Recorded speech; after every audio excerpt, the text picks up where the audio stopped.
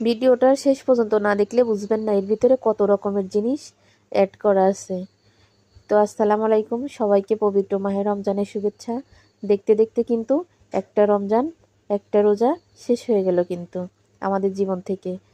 তা আসলে যে জীবন সামনে আছে এই জীবনে ফিরে নতুন করে রোজা পাবো কি পাবো না তাও জানি না, উপর আল্লাহই ভালো জানে। যে দিনটা চলে যাচ্ছে সেই দিনটা কিন্তু আর ফিরে পাবো না। দিন, বছর, মাস, মিনিট, সেকেন্ড সব কিছু কিন্তু এইভাবেই ফুরায় যাচ্ছে। ওইখানে হচ্ছে প্লেটে দেখালাম বেগুনি ভাজা, আলুর চপ আর হচ্ছে ঝালের চপ।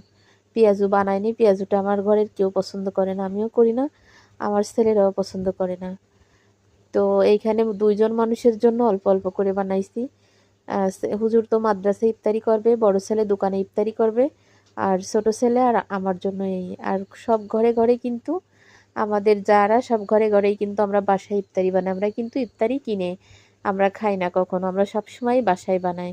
তা অল্প তেলে দেখেন কি সুন্দর করে ফুলকো ফুলকো বেগুনি বানাচ্ছি। তো এইভাবে আমার বেগুনি আলুর চপের প্লেটটা দেখলে বুঝতে পারবেন আমি কিন্তু সবই অল্প তেলে ভাজি করেছি এইরকম ফুলকো ফুলকো। কারণ আমি আজকের তেল দিয়ে কালকে ভাজবো না, কালকে তেল দিয়ে পরশুদিন ভাজবো না, প্রতিদিনের তা অল্প অল্প করে ভাজবো, প্রতিদিনের তা প্রতিদিন।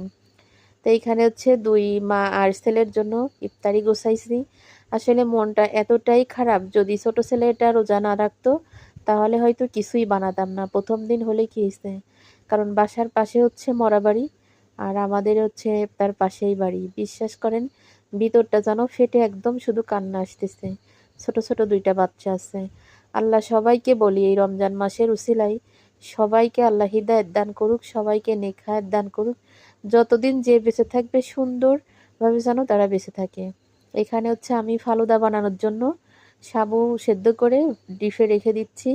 এইখানে হচ্ছে দেশি মাগুর মাছ দিয়ে মাত্র একটা আলু দিয়ে ঝোল করব, হালকা একটু পাতলা ঝোল করব। কারণ সেহরিতে কিছুই খাওয়া যায় না, কোনো রকম করে খেতে। এই জন্য যে তরকারি রান্না করব একটু একটু করে তরকারি রান্না করব।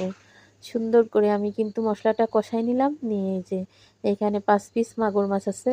মাগুর মাছগুলা কিন্তু অনেক মোটা মোটা, দেখে তো আমার অনেক বেশি পছন্দ হয়েছে, এই জন্য নিয়ে আসলাম।